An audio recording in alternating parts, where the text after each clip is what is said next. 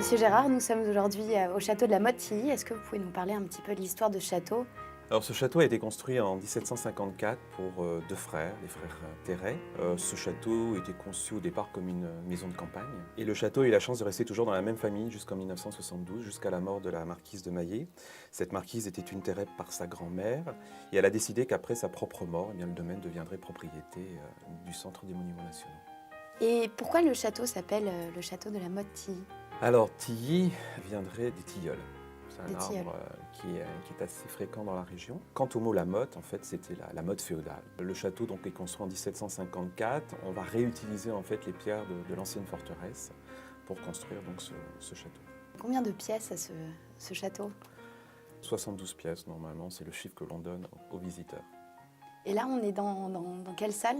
C'est ce qu'on appelle les entresols. Au XVIIIe siècle, en fait, c'est là où logeait le personnel. En fait, ce sont des pièces qui ont été remeublées par la dernière propriétaire, par la marquise de Maillé, pour en faire des petits appartements. Est-ce qu'il y a un endroit secret dans le château? Alors, pas dans le château même, mais dans le jardin, il y a une grotte. On peut penser que c'est un des endroits frais qu'on fréquentait au XVIIIe. Il ne faut pas oublier que c'est une maison de campagne, on est l'été, on cherchait la fraîcheur. Et donc, il y a un endroit comme ça, assez secret, effectivement, au milieu du jardin. Donc là, on est dans une salle où il y a encore les rideaux, des tableaux, des tables. En fait, on dirait que ce lieu est encore habité.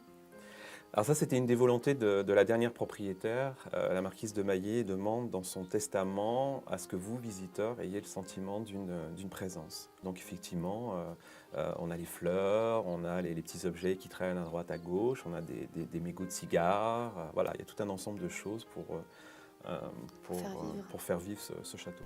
Est-ce qu'il y a un des propriétaires du château qui a marqué l'histoire de France? L'abbé Terray. L'abbé Terray devient en 1769 le dernier ministre des Finances de Louis XV et il reprend une idée de Vauban, la fameuse dîme royale, 10% du revenu pour le roi.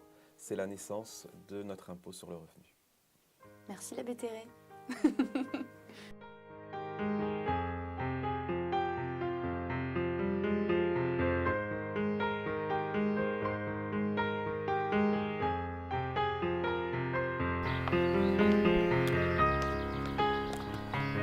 Merci beaucoup Monsieur Gérard, c'était une super visite qui clôture mon voyage en Champagne-Ardenne. C'était vraiment une superbe région, j'y retournerai avec plaisir et vous avez de la chance d'habiter ici. Eh bien, n'hésitez pas à revenir nous voir. Avec plaisir, merci beaucoup, au revoir.